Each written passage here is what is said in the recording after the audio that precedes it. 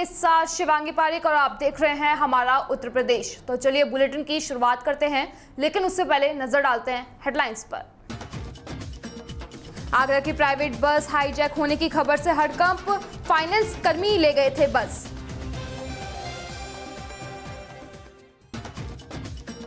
पशु अस्पताल बना तालाब, उपेक्षाओं की भेंट चढ़ा अस्पताल।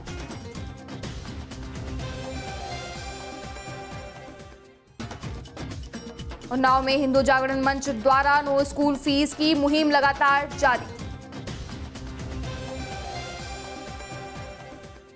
और अब खबरें विस्तार से। आगरा की एक प्राइवेट बस को हाईजैक किए जाने की खबर से हड़कंप मच गया। तड़के सुबह करीब उड़ी की बदमाशों ने धावा बोल दिया, बस को कब्जे में ले लिया। लेकिन बाद में पुलिस जांच के बाद यह सामने आया कि एक फाइनेंस कंपनी के कर्मचारियों ने मथुरा से आगे बस को अपने कब्जे में ले लिया था और यात्रियों को छोड़ दिया था। बस में 34 यात्री सवार थे। आगरा में कल्पना ट्रैवल्स की बस गुरुग्राम से सवारियां लेकर मध्य प्रदेश के पन्ना के लिए जा रही थी। फिल्मी अंदाज में बस को हाईजैक किया गया। बस को हाईजैक करने वाले में यात्रियों को कोसी में कृष्णा ढाबा पर खाना खिलाया और उन्हें किराए के रुपए वापस कराए। ये बात चालक ने पुलिस को बताई। यात्रियों के से पूछताछ पर यह भी सामने आया कि बस बदलकर उन्हें आगे गंतव्य के लिए रवाना कर दिया था, लेकिन किसी जगह बस बदली गई ये उन्हें पता नहीं चला। हालांकि अभी 34 यात्री सुरक्षित झांसी पहुंच चुके हैं। टोल प्लाजा पर पुलिस ने टीमों की सीसीटीवी कैमरे की फुटेज चेक किए हैं। एसएसपी आगरा बल्लू कुमार ने बताया कि चालक ने जो जानकारी दी है उससे सामने आया है कि बस को ले जाने वाले लोगों को ट्रैवल्स की पूरी जानकारी थी। कल्पना ट्रैवल्स की गाड़ियां ग्वालियर की है और मालिक के पास में कई गाड़ियां हैं। बस में सभी यात्रियों के पास मोबाइल फ़ोन है, लेकिन किसी का भी फ़ोन पुलिस के पास नहीं आया। चालक ने बताया कि बस में 4 लोग सवार हुए थे। उन्होंने कहा था कि बस की 8 किस्त बकाया है।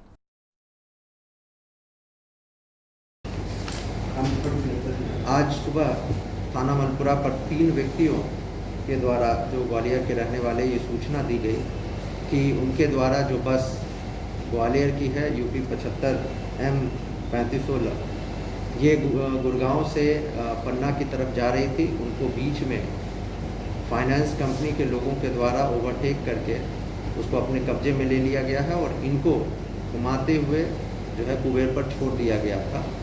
तो आज सुबह यहाँ आकर इन्होंने ये सूचना दी है। पूरी छानबीन पूछताछ में प्रथम दृष्टया इस बैंक के इस बस के जो फाइनेंस कंपनी है जिसने फाइनेंस की है उनके द्वारा लिया जाना प्रतीत हो रहा है। मुकदमा दर्ज किया जा रहा है। बदायूं जिले के विसौली थाना क्षेत्र के अंदर नवनिर्मित मकान का छज्जा गिरने से एक व्यक्ति की गंभीर रूप से मौत हो गई।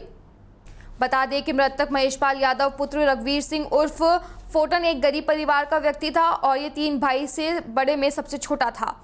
आज सुबह जब महेशपाल और उसका भाई नरेंद्र अपने मकान के छज्जे की फंटी निकाल कर रहा था, तभी अचानक छज्जा भर कर नीचे गिर गया।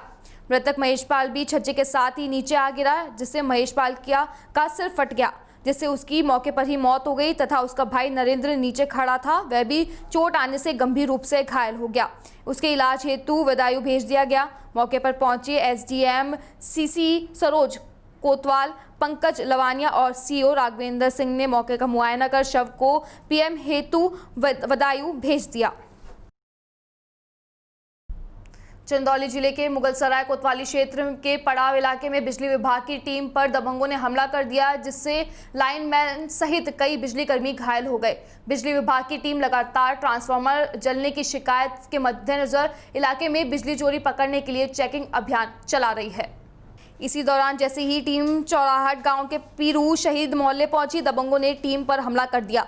घटना के बाद में घायल बिजली विभाग के कर्मचारी समेत अन्य आला अधिकारी थाने पहुंचकर अपराधियों के खिलाफ कार्रवाई की मांग की है। दरअसल बिजली विभाग मुगलसराय डिवीजन के कर्मचारी और अधिकारी की ओर से मंगलवार की सुबह चेकिंग अभियान चलाया गया। इस दौरान जब वह पड़ाव क्षेत्र में कई गांव में चेकिंग करते हुए चौराहट गांव में पीरू शहीद मजार के पास पहुंचे, तभी वहां कुछ दबंगों ने बिजली में लोगों विभाग के कर्मचारियों और अधिकारियों पर हमला कर दिया, जिससे कुछ कर्मचारियों को चोट आ गई। बिजली विभाग के अधिकारी का कहना है कि क्षेत्र में बहुत दिन से शिकायत मिल रही थी कि कटियामारी कर बिजली चोरी की जा रही है। शिकायत के आधार पर पूरे डिवीजन के कर्मचारी और अधिकारियों ने चेकिंग अभियान चलाया। चांदी तारा से लेकर कई गांव में रात्रि बिजली चेकिंग किया गया। आज सुबह चौराहट गांव पहुंचकर यहां पर भी चेकिंग करने के दौरान कुछ लोगों ने कर्मचारियों की से कहासुनी हो गई। उसके बाद में 40 से 50 की संख्या में दबंगों ने एक साथ कर्मचारियों के ऊपर हमला कर दिया, जिसमें 5 बिजली विभाग के कर्मचारी को हल्की चोट आ गई। सूचना पाकर मौके पर पहुंचे ग्राम प्रधान ने वहां मौजूद लोगों को समझा बुझाकर मामले को शांत कराया। वहीं इस मामले में बिजली विभाग की ओर से 4 लोगों के खिलाफ मुकदमा दर्ज कराया गया है। फिलहाल पुलिस मुकदमा दर्ज कर कार्रवाई में जुटी है। अनिल कुमार। अनिल, क्या है आप? लाइनमैन है। क्या हुआ था चौराहट में? आज चेकिंग के लिए गए थे आप? चेकिंग टाइम लिए गए थे चांदी तारा में, वहाँ से हम लोग आए, चौराहट में चेकिंग किए। चांदी तारा और चौराहट दोनों चेकिंग हुआ था।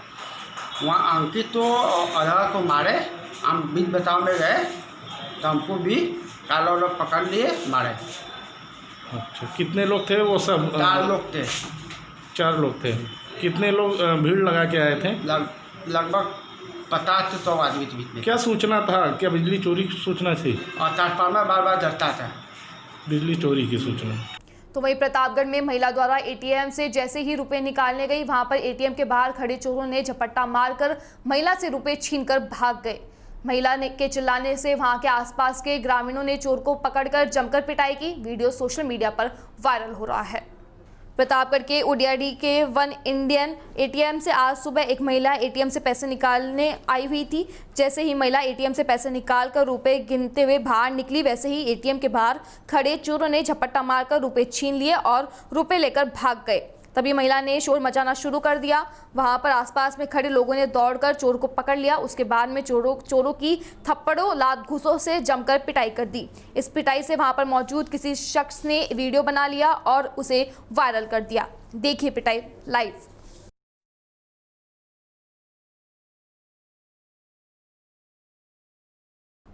तो वहीं उत्तर प्रदेश के मऊ जनपद के मोहम्मदाबाद गोहना कस्बे में राजकीय पशु चिकित्सालय केंद्र का हाल तो इतना बेहाल है कि वर्तमान में पशु मालिक अपने पशुओं को भी वहां ले जाने से कतरा रहे हैं।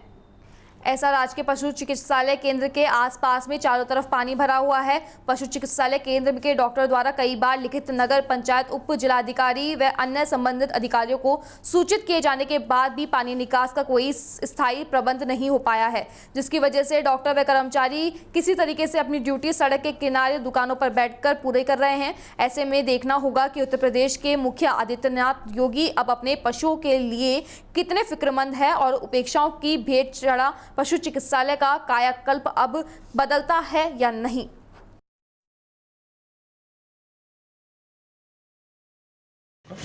मैं डॉक्टर ए.के. सिंह, प्रभारी उप मुख्य पशु चिकित्सा अधिकारी मोहम्मदाबाद गोहना। सर, क्या समस्या यहाँ पर है?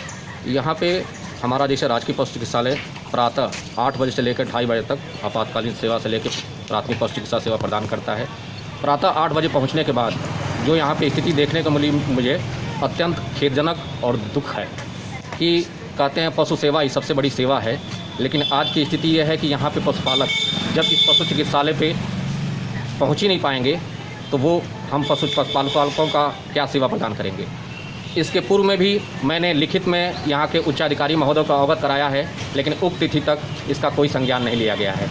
इसके पूर्व में मैंने अधिशासी अधिकारी महोदय, उप जिलाधिकारी महोदय एवं मुख्य पशु चिकित्सा अधिकारी महोदय को मैंने लिखित अवगत कराया है और अपेक्षा भी की गई है कि अतिशीघ्र इसका समाधान होगा।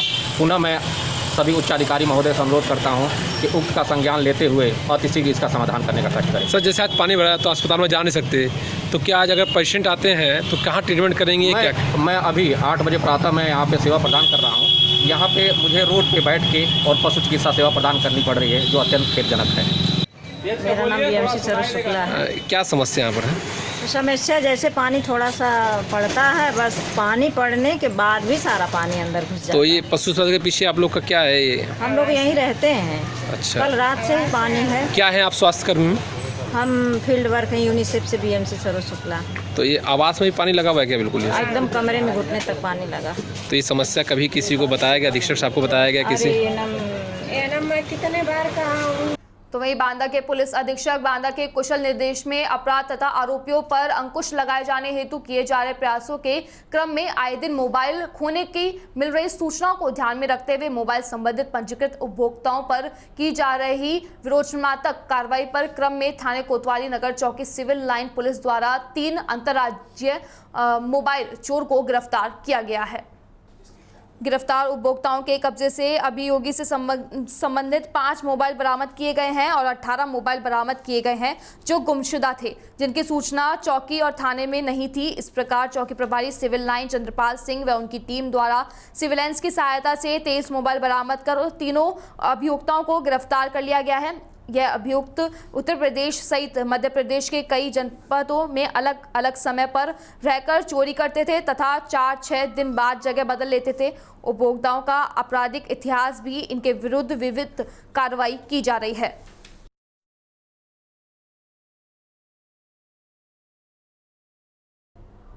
जहां एक और कोरोना महामारी के चलते आम लोग रोजी रोटी के संकट के बादल मंडराने लगे हैं और पूरी तरीके से तबाह हैं, वहीं तमाम निजी स्कूल संचालकों द्वारा स्कूल बच्चों के साथ की जा रही तानाशाही और दबंगाई के मामले सामने आ रहे हैं, जिनके चलते हिंदू जागरण मंच के कार्यकर्ताओं द्वारा चलाई जा रही क्रांतिकारी मुहिम नो स्कूल फीस के तहत उन्नाव जिला अधिकारी कार्यालय के बाहर फीस की भीख मांगकर जबरन फीस वसूली करने वाले स्कूलों का प्रतीकात्मक विरोध किया और लोगों से भीख देकर मुहिम की सराहना करते हुए सहयोग भी किया।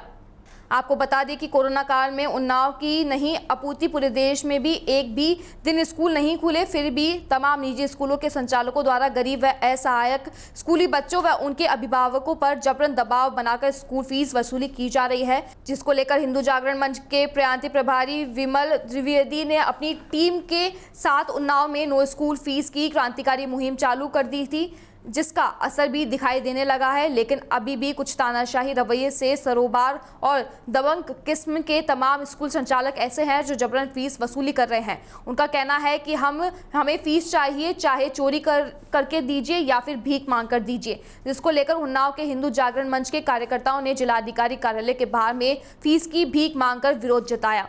नो स्कूल नो फीस की इस मुहिम में उन्नाव जनपद में ही नहीं बल्कि अन्य जनपदों में भी कई स्कूल संचालक भागीदार बन चुके हैं और अपने स्कूलों में पढ़ने वाले सभी छात्र छात्राओं की संपूर्ण फीस माफ भी कर चुके हैं। भीख मांग रहे हैं, क्या मामला है, किस मामले को लेकर? जिस तरह से हिंदू जागरण मंच द्वारा अभिभावक संघ द्वारा लगातार इस नो स्कूल नो फीस की मुहिम चलाई जा रही है, लेकिन अभी तक कुछ ऐसे नामचीन विद्यालय हैं, नामचीन स्कूल हैं जो अभी भी किसी भी तरह की कोई छूट देने के लिए तैयार नहीं है। सरकार सुनने को तैयार नहीं है। यहाँ प्रशासनिक अधिकारियों पर हम लोगों ने स्कूल पर दबाव बनाने वाले स्कूलों पर कार्रवाई की मांग की थी, वो भी नहीं की गई है। और जब अभिभावक स्कूल जाता है तो उसको भगा दिया जाता है और ये कह के कहा जाता है चाहे भीख मांगो या चोरी करो लेकिन फीस जमा करो। ऐसे में हिंदू जागरण मंच आज मजबूर हुआ है और सड़कों पर भीख मांगने के लिए मजबूर हुआ है कि इनकी स्कूल की फीस की भीख मांगे। और संकेतिक ये सरकार के लिए एक वो है कि कम से कम अभिभावकों की पीड़ा, बच्चों के लिए सरकार को कुछ करना चाहिए। ऐसी कोरोना काल में जहाँ तक लगातार कोरोना आपदा बढ़ रही है, संकट बढ़ रहा है और लगातार इस तरह से स्कूल खोलने के प्रयास कर रही है सरकार, ऐसे में हम लोग ये मांग कर रहे हैं कि शिक्षा सत्र पूर्णतः शून्य करना, जीरो करना चाहिए और किसी भी तरह का कोई भी इस कोरोना काल के दौरान की फीस नहीं ली जानी चाहिए। कोरोना काल की संपूर्ण फीस माफ की जानी चाहिए। अभिभावकों को पीड़ा को सरकार को समझना चाहिए। अच्छा, मांग ना मानी गई तो आप लोग आगे क्या? लगातार हिंदू जागरण मंच और जो है लगातार हम अभिभावक संघ लगातार हम लोग प्रयासरत हैं और किसी भी हो सकता है लंबी लड़ाई हो, लेकिन इसमें सरकार को सोचना ही पड़ेगा क्योंकि ये अभिभावक, ये जनता ही सरकार बनाती है और जनता ही सरकार गिराती है। पिछली दफा आपने जिला प्रशासन से इस बारे में बात की थी, क्या निष्कर्ष निकला था उस समय? और सरकार जिलाधिकारी महोदय द्वारा एक पत्र जारी किया गया था कि किसी भी अभिभावक पर कोई स्कूल दबाव नहीं बनाएगा, किसी स्कूल के बच्चों को निकाला नहीं जाएगा, ऑनलाइन क्लासेस से उसको हटाया नहीं जाएगा, लेकिन कोई कार्रवाई नहीं की गई है जो यहाँ की जिला प्रशासन का एक तरीके से फेलवर समझा जा सकता है कि उनके आदेश के बाद भी ये स्कूल सुनने को तैयार नहीं है। ऐसे स्कूलों पे हम लोग कार्रवाई की मांग करते हैं और सरकार से लगातार ये मांग कर रहे हैं कि स्कूल फीस माफ होनी चाहिए और शिक्षा सत्र। कॉलोनी पे आए सर, क्या समस्या है? समस्या वही बच्चे के स्कूल ऑनलाइन पढ़ाते हैं तो समझ में नहीं आते हैं, पढ़ते हैं नहीं बच्चे और फीस पूरी मांग रहे हैं, यही समस्या सर। और मजदूर कौन कौन घर पे है आपके? 2 बच्चे हैं, हम हैं, आदमी हैं, वो भी मजदूरी करते हैं, लेकिन इस समय बैठे हैं। जब कितनी फीस ले रहे हैं स्कूल वाले? स्कूल वाले ले रहे हैं 5,050 एक बच्चे का। 10वें में अब गए हैं। किस स्कूल में पढ़ते हैं बच्चे? 8 में सरस्वती विद्या मंदिर। अच्छा, आपने वो किया कि हमारे पास पैसा नहीं, मत जमा कराइए? हाँ, कहे हैं तो कहें नहीं जमा करो, कह रहे हैं जमा करो। कहाँ से लाएं, कहाँ कर्जा काढ़ें कि चोरी करके लाएं? खाने का तो ठिकान नहीं है साहब, कहाँ से हम लाएं? कोई सुनवाई नहीं हो रही? कोई सुनवाई सर नहीं हो रही। तो फिलहाल हमारा उत्तर प्रदेश में बस इतना ही। आप देखते रहिए DPK न्यूज़। नमस्कार।